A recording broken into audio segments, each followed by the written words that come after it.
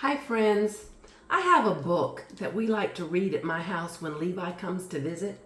It's called Waiting for Chicken Smith, and it's by David McIntosh.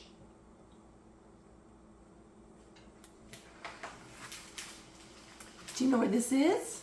Looks like it's at the beach.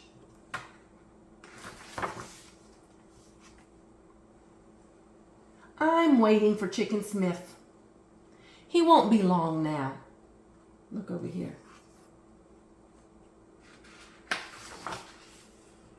Every year, I stay in the same cabin at the beach with my family. And every year, Chicken Smith is here with his dad and his dog, Jelly. Chicken Smith knows the beach like the back of his hand, and I do too. Hey, look! My sister calls. There's his sister right there. But I'm waiting for Chicken Smith. He should be here soon. And here he is, right here.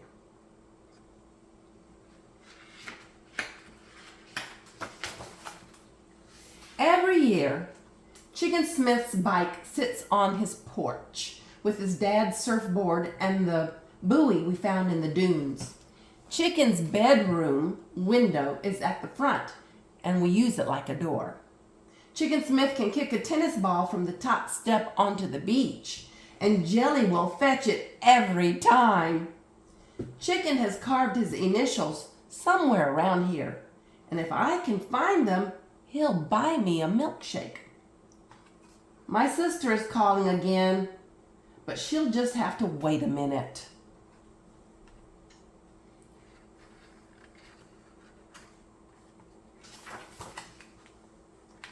Chicken Smith's bike is rusty with a wheel that rubs on the frame and no brakes. That's okay because Chicken just uses his feet when he wants to slow down. This is Chicken Smith. My sister yells, "Quick, look!" But I'm waiting for Chicken Smith. She can hang on. Every year, Chicken Smith and I walk to the lighthouse with sandwiches Chicken's dad makes us. You can still see where Chicken Smith wrote his whole name on the lighthouse door. We hunt for whales through Chicken's binoculars. Before it gets dark, we race each other back in time for dinner. See, there's the lighthouse. We swim all day, and sometimes Chicken Smith lets me on his dad's surfboard. Once, I saw a flying fish, but Chicken says it was either a bird or my imagination.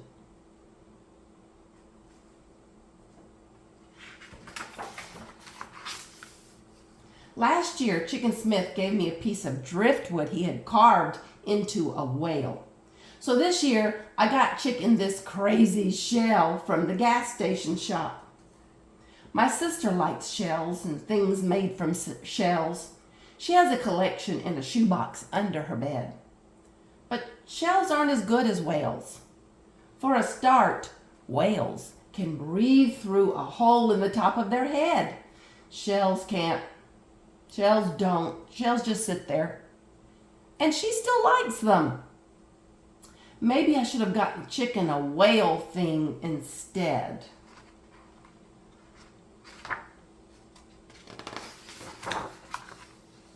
Actually, if I hold this shell up to my ear, I can hear the sea and seagulls squawking.